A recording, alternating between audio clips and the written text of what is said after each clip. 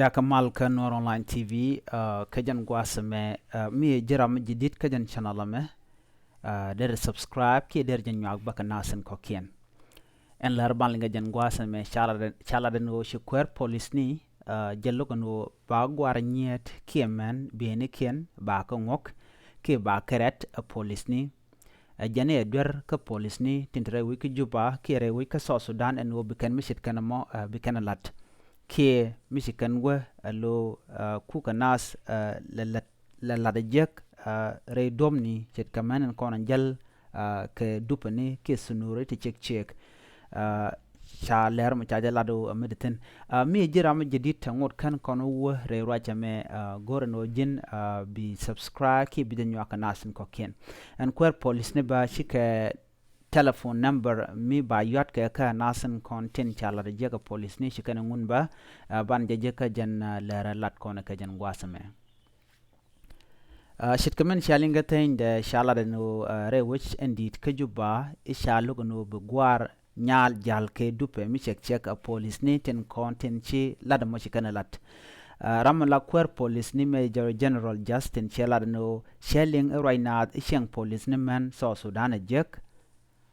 ka kui biäyni tin jel ka ki biäyni lat ko en wo ke biäyni jek tin jel ka gwar nyet kana men re we ka South Sudan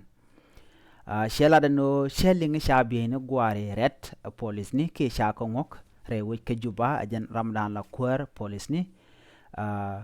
ka sha biäyni gwar nhɔk police ni ko gwe ka jen wo shikan go ko de kan jal ke biäyni totoni shela dan kwer police ni no mite ka police mi shanen an ka biäyni nyal ke ciëk eko ke de ciëk ke chikan go kenen ke ciëk ke gwar nyal jalaka Barcelona ke jalaka Betalon wuni ke biäyni wuni chalat en wo a Läär kuma Läär ke abaka muktab ente police ni tin ka be belar cha jala de kwer police ni ci kwer police ni jala no she lada ke she chongno bene na tu dwech ka kui biäyni kien ten laskan ka paini kien eni ramu wona mo wuje lat ke sha janen biya lat ran te ka chong ke bi en las point de enamo agende lar wujen no ramu police nen lede mi jek mishit kanamo alade ka Läär kuma ci kwer police ni mishit kanamo chajelat kwer police ni chale Major General Justin jaram dana la kwer police ni chalado en me chetre ngoni eno ba nas ba biäyni ken ba keret ko jalka ke biäyni wuni namo ci chong ka police ni tilat kanamo chawraje me chaje kule yan ping ke chaje yor pinyano ramu police nen aladalan mishit kanamo alare ki akuje report shi kwer police ni ala Major General urishal ke Justin she telephone ki jas muderan yat kaje reale kare we ke juba mite ka police mi jene nguk biäyni ku ke mite ka police mi jene ledi jek chala do baje kef ko ngu baje kef ko bom en ramamo ki en police mo ko jala dan let kana cha kwena me cha jangun kor with the waro ki 112 ala telephone number dan dere yodaka re ke juba cha jangun pegdo she twanga telephone do bi jen telephone mo be chu yat kanasen kon tin la kwar re wechen wini cha number me cha jangun anatin kon tin la police ni ki kwer police ni Major General Justin ko bi report bi jeto mite ka police mi shimi jekshi de lat ka ba police mo ba je kef ko ngotin kontin lunugo charan chaje gorno ba je lad jek ke ba chonde ba je bat charo jamo chaje lat Justin are wi ku juba chala do ri gwat wan jelkan ke biäyni ciëk jelkan ka Barcelona ka jelkan ka do bani ciëk chu mene biäyni kon enjoy panken enjoy keten ka gwasme bar are wi ka South Sudan sha tun wani kan long sha kala dwai kana chu mena tama re steni tinta ka South Sudan ngoda dwai kana jang jelejin lo cha widu sha tak jelejin lo ti ka Barcelona midit mi jin gwar nyal ka ci jalalo ci teddu ke ci pointu ci mo ke bi me joj pointu tin ke jiro mo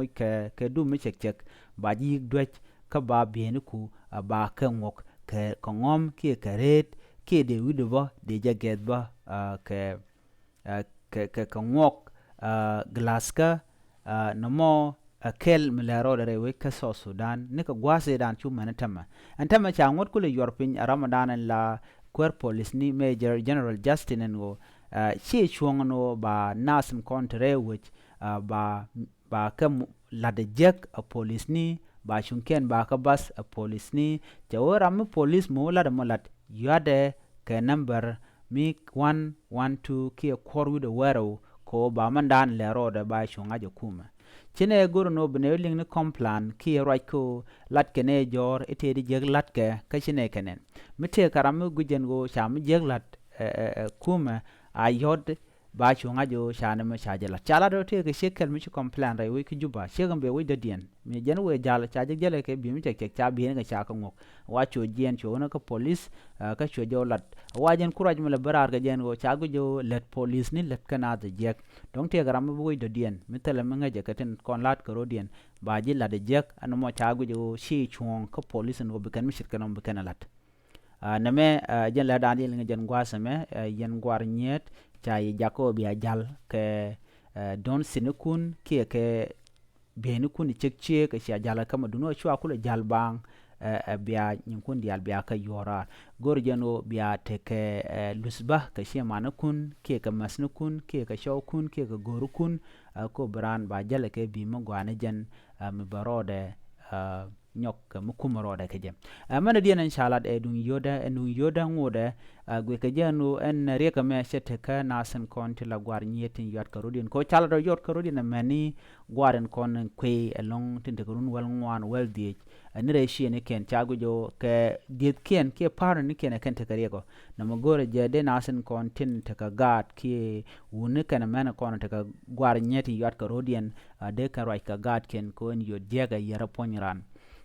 eno broad lep karun be jenu yam jek chemongo ko jen yodo point out kamo jo point out kan wat ana mo kel ma chagu jo shi chuong riega ma chagu jo kanasun kon la dis te kareko de kan na me de kan riale ka ko do badan de kan kap chonga ja anyok ka wunden kon yot karun bo chagu jo na bo rekel mi dit bo ka ko bu point be je chujur ti ka gwad mi chara ka gwad mi le chi mi yan ki me der ena mo chagu bonen o ki lebrod no mo keliu cha weri kala kan ya bu gwasen be ka jano point be chol ka tam point ba me per na mo arek cha ngwen gwar ko de ko den yot ka wuni ko de ko den yot anyok gwar nyal mi chiro de yot be je lung bonu ba je mal kwen de je kwen ka ba je de anyok en wal kon yir ka den ka je mwenken yer kana te di jegre ten kam kulo da ko gat mi char be gat betum ko tama chaling bo tom ka gat naten content choden yat ko bu ko chat ka garden kon ndap kan tiken dial chala do ka tichiro den lot ko de ka kapchong shiwo jalnas ke don sini ke Barcelona ti ciëk dung no na me awa responsibility ka family ki chiang me de reale ka nasen kon la dis gan ne re ching dan en te gare to tegeten na me ajen dan en de kon ga jen gwase me mi jira me jidit ke jen channel me goro en o jen bi de nyoka nasen ko ken ko de Lääri de ken ko shop gonden ko ken gor kon ke de ko ten ajen gwadan ban chongten biya te kamal bye bye